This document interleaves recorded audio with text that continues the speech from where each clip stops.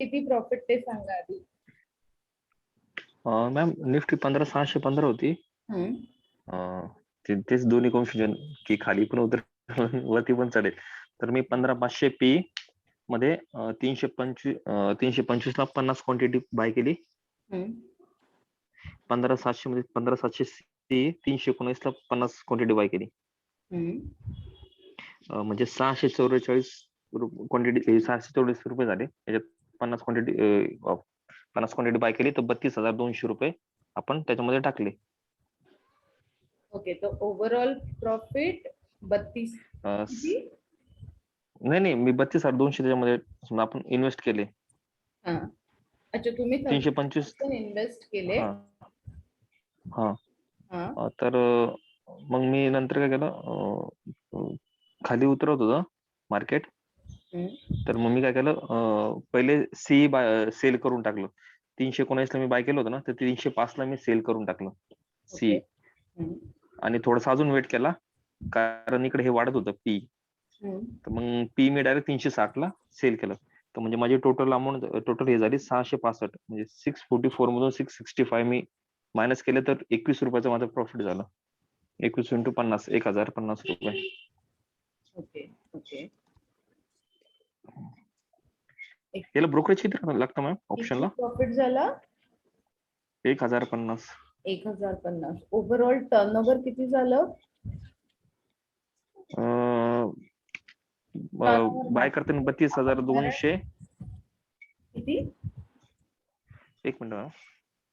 Turnover matter करेल brokerage साठी. ठीक.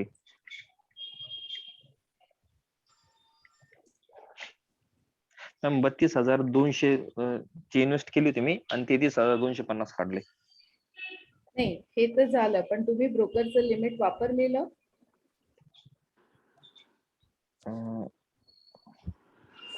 म्हणजे कसं म्हणणं समजलं?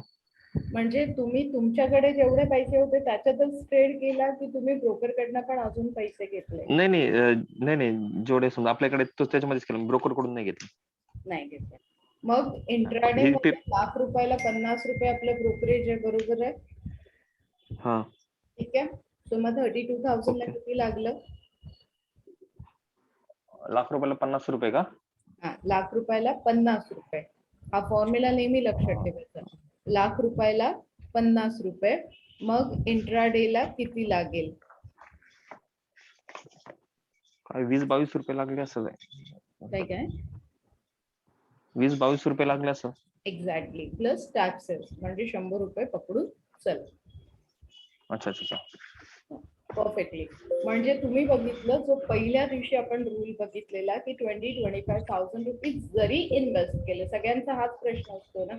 जैसे कि काल पण आकांक्षा मैम ने कल भी मुझे पूछा कि कितना इन्वेस्ट करूं, तो मैंने उनको बोला कि फर्स्ट ट्रेड अगर आपको करना है तो मिनिमम 50,000 तक आप इन्वेस्ट कर सकते हो. सो लाइक आकांक्षा मैम, अभी आपको समझ में आया होगा कि 32,000 में इन्होंने 1,000 rupees for the day earn कर लिए हैं, right? Yes ma'am. Great Mangesh sir. ये सारा ट्रेड ऑन पेपर था या लाइव था? नहीं, ऑन पेपर था. अच्छा, ऑन पेपर था. बट गुड, एक कॉन्फिडेंस लेवल बढ़ गया ना आपका? Yes ma'am. मैंने आप लोगों को पूछ के रखा था कि डाउट्स निकालने के लिए बोला था, क्योंकि फर्स्ट डे से mutual fund, IPO, equity, day intraday, future options कल हमने खत्म किया है. और पीएमएस मतलब लाइक पोर्टफोलियो मैनेजमेंट आज हम लोग सीखने वाले. होमवर्क दिया था, एक एक करके मुझे लोग बताने वाले हो कि होमवर्क में आपने कैसे कैलकुलेट किया. तो चैट बॉक्स हर चीज में आपने देखा होगा कि जो हमने छोटे छोटे कैलकुलेशंस किए, परफेक्ट नंबर्स निकाले, तो फिर आपको यहाँ पे क्या करना है, आपको भी कैलकुलेशंस करके मुझे बताना है. समझ लीजिए कल मैंने आपको लाख रुपए दिए थे, अभी आपके पास लाइव आपका 50,000 है, तो उसमें आपको कौन से सेगमेंट में कितने परसेंटेज या कितना अमाउंट डालना है ना, वो कैलकुलेट करिए. बहुत इंपॉर्टेंट टॉपिक है ये. जब तक आप आपके पैसे कैलकुलेट करना नहीं सीखोगे ना, तब तक नहीं होगा आपका. मैम आप बोल रहे हो कि 50K अगर हमारे पास है तो उसमें मैं इंट्राडे में कितना परसेंट डालूंगी एंड आईपीओ और इक्विटी में कितना परसेंट डालूंगी, आप ऐसा बोल रहे हो क्या? राइट।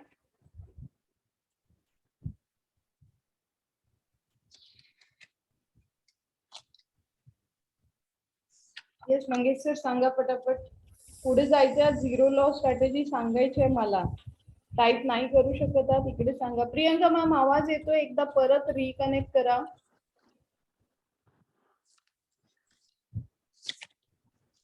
अच्छा अच्छा. आयपीओ साठी तर किती? त्यामुळं आयपीओ साठी आसपास 15% पकडायचं मॅम, कारण 15,000 रुपये आपल्याला आयपीओ साठी लागतात, तर 15% मी त्यासाठी काढलेले आहे. Okay good. आणि त्यानंतर जी ट्रेडिंग करणार आपण हम्म. आपली ऑप्शन ट्रेडिंग मध्ये, तर त्यासाठी आसपास सर मी 65% काढलेले. किती? हॅलो. हा किती? 65 for the option trading, option trading साठी काढले. हा okay okay. Next ma'am, option trading और डे इंट्राडे ये एक ही हुआ ना? नहीं, दोनों अलग अलग सेगमेंट है ना. फ्यूचर अलग है, फ्यूचर एंड ऑप्शन अलग सेगमेंट है. डे इंट्राडे अलग सेगमेंट है.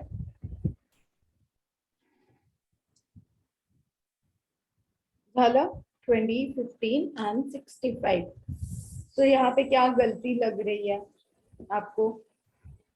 कहाँ गलत हो रहे हैं हम लोग? क्या करना चाहिए हमें?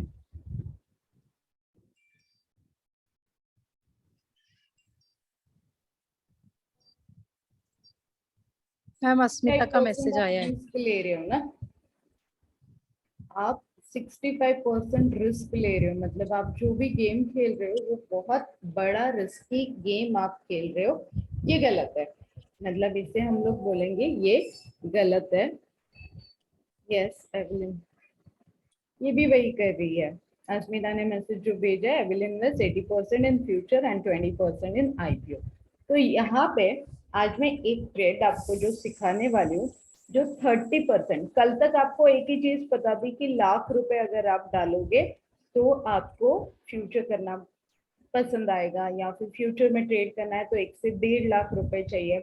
आज मैं ऐसी टेक्निक आपको देने वाली हूँ. देखिए, होमवर्क करने का पर्पस ही यही था. जैसे अस्मिता एंड मंगेश सर ने होमवर्क किया है तो उन्हें पता है कि वो कितना रिस्क ले रहे हैं. तो यही रिस्क मैं अभी इन लोगों को मिनिमाइज कैसे करना है वो सिखाने वाली हूँ. तो मेरे हिसाब से अगर आप लोग जाओगे तो यस, आप लोग लिख लीजिए, लाख रुपए आप लोगों के पास है, बहुत बड़ा अमाउंट होता है. हम मिडिल क्लास लोग, ये हमारे लिए बहुत बड़ा अमाउंट है. तो इसे अगर हम लोग लॉस कर देते, काफी बार मैं लोगों से सुनती हूँ कि शीतल लॉस हो गया, मैंने कहीं से लोन लिया था 50,000 1 लाख रुपए और मेरा डूब गया और ईएमआई उसके भी भर रहा हूँ, घर के भी भर रहा हूँ. तो ऐसे टाइम पे अगर आपका पोर्टफोलियो सही ही नहीं है तो फिर ऐसी चीजें होने वाली है. तो सिंपल आप लोग नोट डाउन कर लीजिए, ये गलती हम लोग अभी नहीं करें. म्यूचुअल फंड रखना है तो आपने और अस्मिता ने दोनों ने बोला कि ऑलरेडी इन्वेस्टेड, उसमें हमें प्रॉफिट हो नहीं रहा है. तो अभी तक क्या था, आपने ओवरऑल अमाउंट में से देखा होगा, मैंने बस एक छोटा सा अमाउंट आपको दिया है कि वहां पे आप इन्वेस्ट करो. अभी तक आपने क्या किया है, दोनों ने, अस्मिता और आपने 100% वहां पे डाला. बट जिस दिन हमने सीखा म्यूचुअल फंड के काफी सारे पार्ट्स हमने देखे, तब जाके अगर ये गलती इम्प्रूव होती है. देखिए, हमें पर्टिकुलर अगर आप देखोगे तो mutual fund subject to market risk हर बार बोला जाता है. सब्जेक्ट टू मार्केट रिस्क बोला जाता है तो ठीक है ना, बट आपको उसमें कौन सा फंड लेना है. ओवरऑल अगर आपने देखा होगा यहाँ पे कि मैंने आपको सिर्फ टॉप 50 शेयर्स में काम करने के लिए बोला है जहाँ पे आपका 99% लॉस कम हो गया. तो उसी टाइप का कौन सा म्यूचुअल फंड है वो अगर आप ढूंढ लेते हो, उसी टाइप का एक बहुत अच्छा फंड है, दैट इज सिंपल कॉल्ड, उसे बोला जाता है index fund. So index fund पे काम कर लीजिए, निफ्टी 50 का एक फंड है उस पे काम कर लीजिए, तो उसमें आपको रिस्क कम लगेगा। अब जाते हैं, देखो अस्मिता बोल रही है कि she is in good profit in mutual fund, वो उसने परफेक्टली चॉइस किया होगा, so congrats Asmita, first of all good. Homework के थ्रू एक चीज सामने आई कि हम लोग 70% 65% हम लोग डालेंगे, रिस्क लेंगे और फिर रोते रहेंगे। सो हमें अभी रोना नहीं है, हमें रुलाना है। तो हमें मार्केट से पैसे कमाने और हमारा पोर्टफोलियो सेम रखना है। तो सेम लाइक दिस वे से अगर आप करोगे, अब आप बोलोगे कि 30% में कैसे होगा एफ ना, तो वही स्ट्रैटेजी मैं आपको अभी देने वाली हूँ कि फ्यूचर्स कर लो। फ्यूचर करना इट्स अ गुड थिंग, क्योंकि हर सेगमेंट का टाइम होता है, हर सेगमेंट में काम करो। मुझे बहुत बार पूछा जाता है कि आप कौन से सेगमेंट में काम करते हो, तो हर सेगमेंट का टाइम होता है। देखिए आज के दिन में मार्केट कितना डाउन है, 200 पॉइंट माइनस है।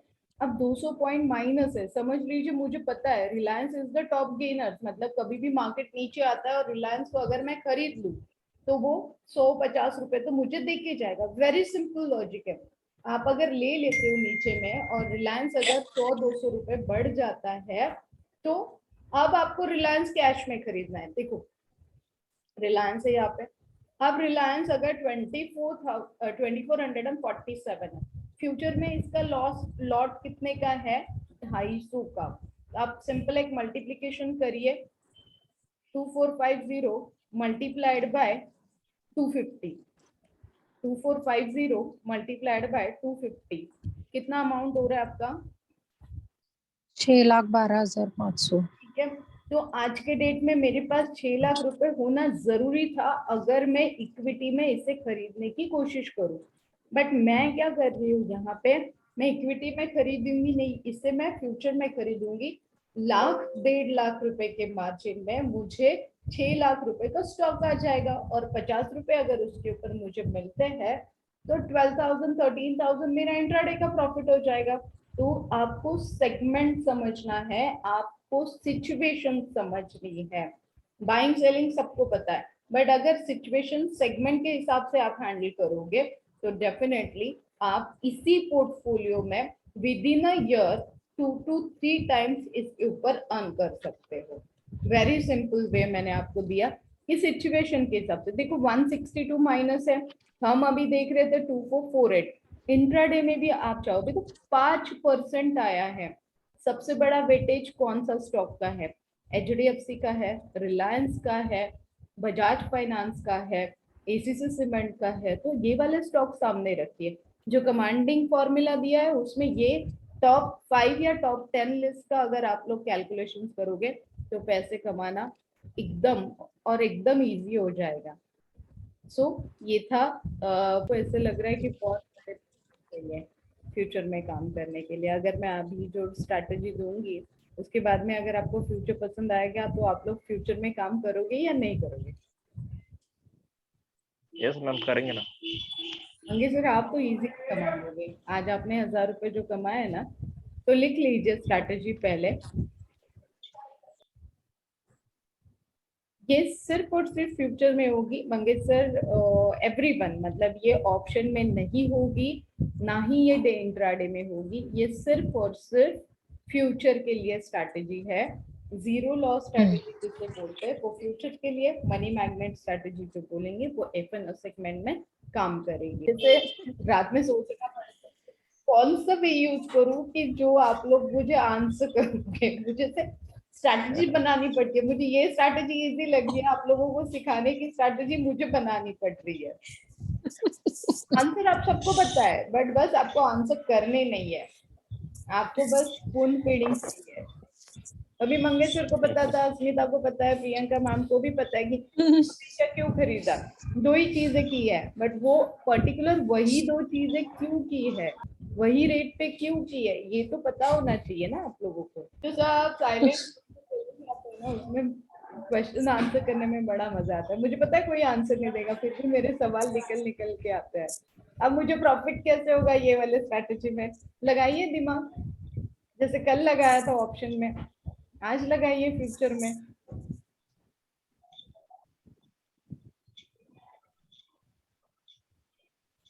सिंपल स्ट्रैटेजी तो बन गई, लॉस तो 0 हो गया, मार्केट कहीं पे भी जाने दीजिए, मुझे लॉस नहीं होगा। इतना लिख लीजिए ऑन पेपर कि आपको लॉस होगा ही नहीं। अब मुझे प्रॉफिट कब होगा वो भी जरूरी है। लॉस नहीं होगा ये मुझे पता है, सेबी को पता है, सभी को पता है, बट प्रॉफिट कब होगा। और हाँ, एक बहुत अच्छी बात, ये वाले स्ट्रैटेजी को कितना